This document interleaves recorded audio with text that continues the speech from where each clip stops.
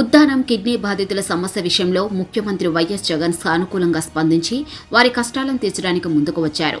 Uddanam kidney బాధితులకు తగిన సదుపాయాలు కల్పించడంలో ముఖ్యమంత్రి వైఎస్ జగన్ ముందుకు అడుగు వేశారు.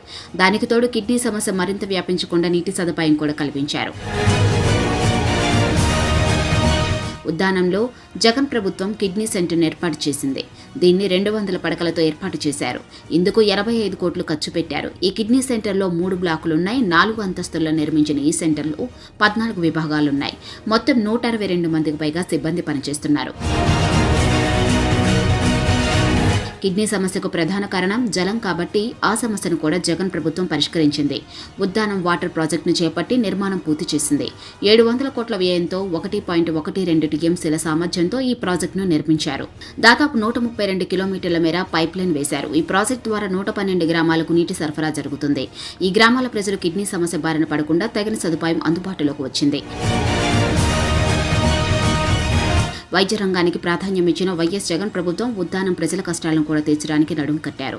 ఇందులో భాగంగానే Uddanam kidney centre, Uddanam water project ఏర్పాటు జరిగింది.